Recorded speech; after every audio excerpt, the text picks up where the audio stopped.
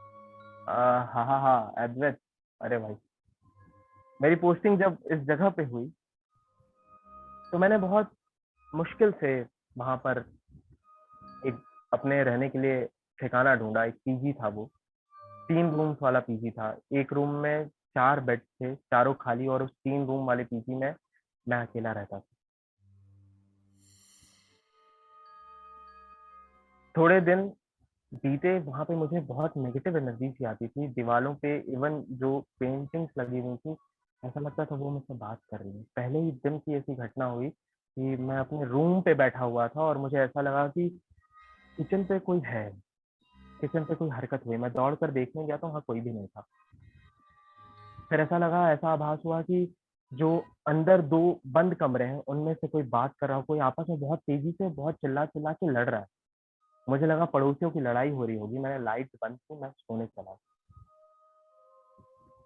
अगले दिन जब मैं ऑफिस के लिए निकला तो मुझे पता चला कि पड़ोस का भी घर खाली था, वहां कोई भी नहीं रहता था।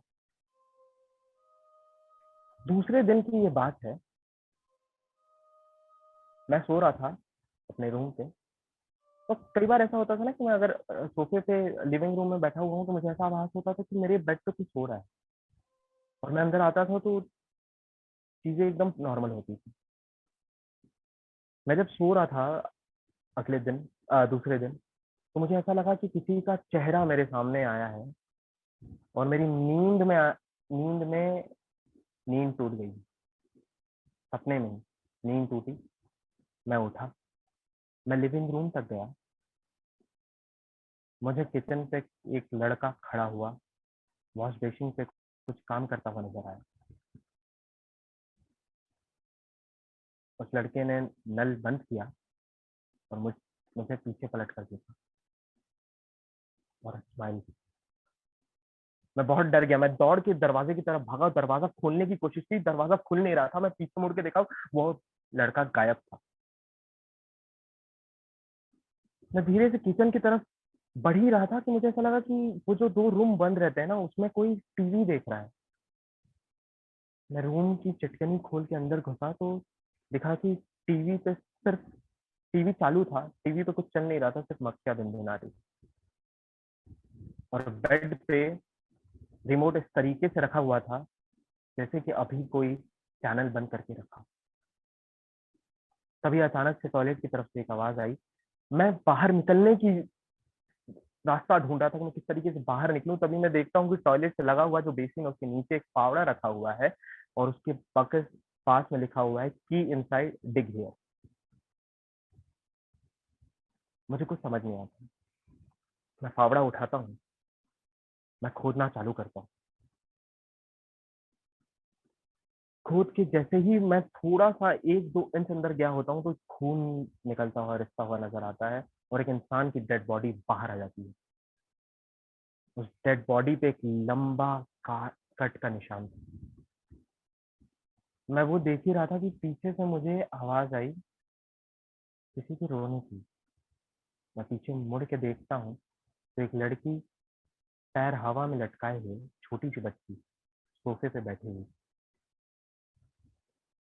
उसका सर झुका हुआ था, हाथ खून से लाल थे, दूसरे हाथ में चाकू था।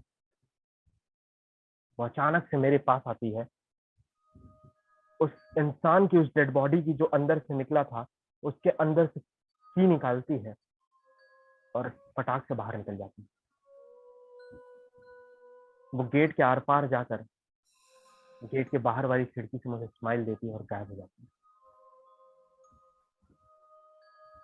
ये ऐसा होता है कि मेरी नींद खुल जाती है। रात के 3 बज रहे थे। मैं बहुत डरा हुआ था।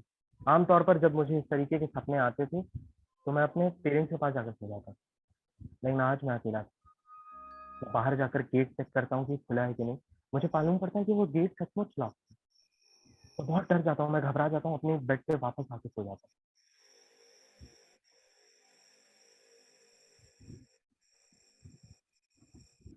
रात गुजरती है, सुबह होता है। सुबह जब मैं अपने ओनर से, मकान मालिक से बात करने जाता हूँ तो मैं उसे पूछता हूँ।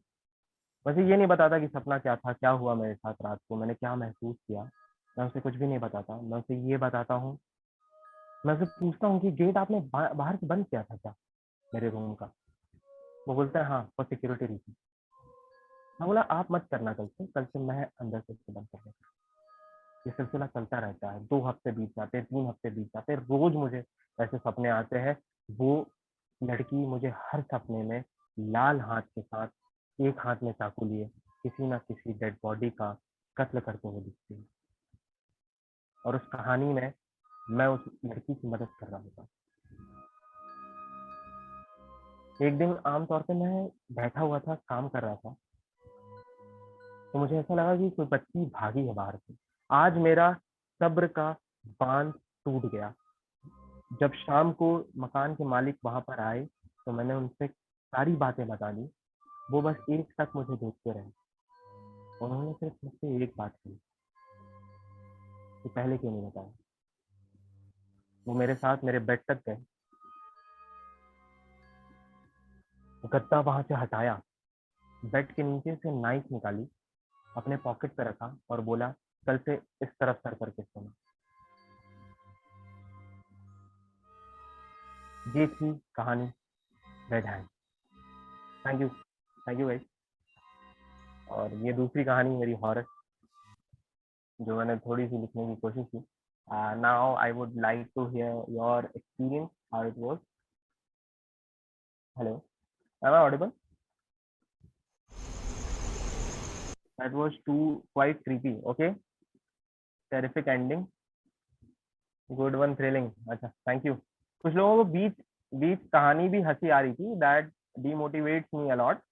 तो ऐसा अगर कोई भी करे ना, तो आप हो सकते हैं कुछ कूल लोग हों, लेकिन मैं बता दूं जो लोग ज्यादा हंसते हैं ना इन बातों पे, उन्हीं को सबसे पहले, उन्हीं के साथ ऐसी चीजें होती हैं। एंड दिस थिंग्स हैपन, ऐसी चीजें होती हैं हमारे आसपास। जो थैंक यू, लेकिन आप सबका इतना प्यार मिला और music make it work. Thank you so much, thank you for recognising my effort, thank you for the love, thrilling, thank you, heart touching, अरे थैंक यू सो मच। अब ना मैं एक छोटा सा राउंड करूंगा where I will speak to you guys, because अभी भी थोड़ा सा वक्त हमारे पास बाकी है। तो I would like to hear your stories if you have some, whether it can be crime story, it can be horror experience, anything. कोई अपना माइक ऑन करके, कैमरा ऑन करके, अगर किसी को कुछ शेयर करना हो। Well narrated but the true demotivating speaker is better to leave. अच्छा, thank you. I would like, can you please, अगर किसी को बोलना हो तो, कोई एक कहानी शेयर करनी हो तो मेरे साथ शेयर कर सकते हैं। नहीं तो मैं ही एक छोटी सी कहानी होगी, बट द एंड समझ नहीं आया। अरे Neha, you can follow me on Instagram to know the and.